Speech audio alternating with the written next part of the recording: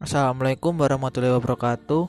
Perkenalkan, nama saya Rifki Nur Ramadan, nomor induk mahasiswa 19105241006 dari kelas 4A Teknologi Pendidikan. Kali ini akan menjelaskan tentang bagaimana tips and trik pengelolaan pembelajaran dapat terlaksana dengan efektif dengan bantuan Learning Management System pada jenjang perguruan tinggi. Video ini dibuat untuk memenuhi tugas akhir mata kuliah pengelolaan pembelajaran yang diampu oleh Ibu Novitri Lisiana MPD. Perkembangan teknologi informasi sangat cepat dan menawarkan banyak kemudahan bagi manusia dalam memperoleh informasi dalam hitungan detik. Pemenuhan kebutuhan manusia akan informasi pada saat ini menjadi begitu mudah dengan hadirnya internet yang memberikan layanan transfer informasi dalam waktu yang cepat. Perbedaan jarak, waktu, dan ruang tidak lagi menjadi persoalan. Kemudahan ini memberikan keuntungan tersendiri bagi mereka yang jauh dari sumber informasi. Perkembangan teknologi internet memunculkan berbagai aplikasi baru termasuk di bidang pendidikan. Salah satunya adalah pemanfaatan teknologi e-learning. Menurut Kac and Meyer pada tahun 2003, teknologi e-learning ini merupakan sebuah teknologi yang menjembatani sebuah media dalam menampilkan materi-materi kursus dan pertanyaan dan juga membutuhkan fasilitas komunikasi untuk dapat saling bertukar informasi antara peserta dan pengajar. E-learning tersistematis dijalankan oleh yang namanya LMS atau Learning Management System.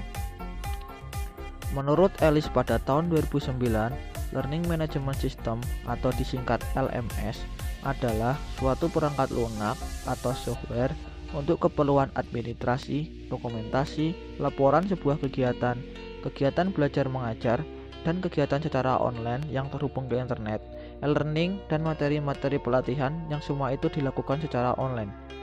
Lebih lanjut, dijelaskan oleh Riyadi pada tahun 2010 bahwa Learning Management System adalah perangkat lunak yang digunakan untuk membuat materi perkuliahan online berbasis web dan mengelola kegiatan pembelajaran serta hasil-hasilnya.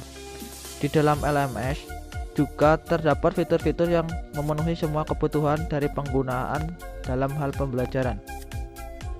Learning Management System dalam sebuah perguruan tinggi berarti membangun lingkungan belajar secara virtual yang digunakan oleh universitas atau perguruan tinggi yang memungkinkan dosen dapat mengelola program mereka dan pertukaran informasi dengan mahasiswa untuk kegiatan belajar mengajar mereka selama beberapa minggu maupun semester. Dalam kegiatan belajar online bisa ditempuh dalam waktu singkat dan diselesaikan dalam sesi online. Kegiatan belajar online ini dikenal sebagai e-learning. Ada beberapa contoh learning management system, antara lain Moodle, Classroom, Blackboard, dan lain-lain. Agar berjalan efektif, diperlukan langkah-langkah pengelolaan pembelajaran dengan bantuan learning management system di sebuah perguruan tinggi, diantaranya sebagai berikut. Nomor 1 yaitu memilih learning management system yang memiliki user interface yang sederhana. User interface adalah tampilan visual sebuah produk yang menjembatani sistem dengan pengguna atau user. Desain user interface learning management system sangat penting karena itu menentukan bagaimana seseorang berinteraksi di platform tersebut. Dengan user interface sederhana, mahasiswa mampu mengakses dan menjalankan berbagai fitur yang terdapat dalam learning management system dengan mudah.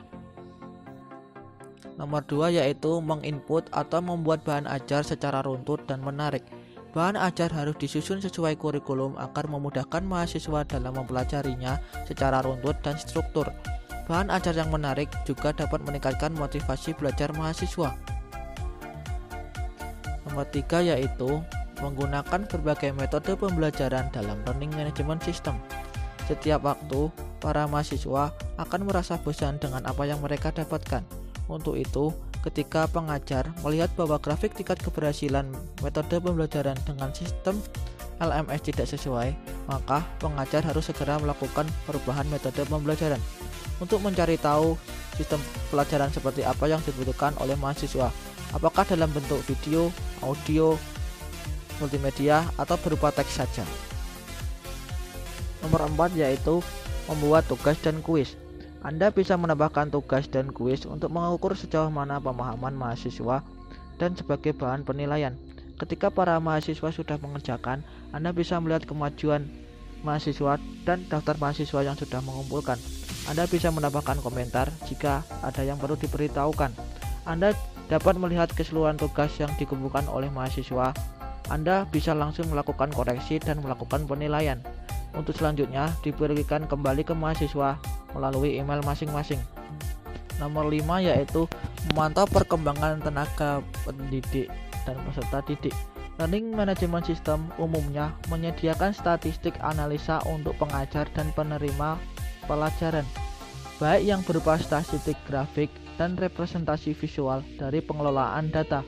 Dengan mengacu pada relevansi data, Anda dapat memantau efektivitas pengajar dalam memberikan materi kepada para pelajar atau mahasiswa. Data hasil yang diperoleh mahasiswa akan diolah dan ditampilkan dalam bentuk visual maupun dalam bentuk grafik perkembangan pelajar secara individu. Tingkat keberhasilan serta waktu yang dihabiskan untuk menggunakan learning management system tersebut. Selanjutnya yaitu membuat forum dan pengumuman. Agar kelas Anda lebih aktif dan jelas, maka buatlah forum dan pengumuman untuk menginformasikan hal-hal penting mengenai pembelajaran di kelas Anda.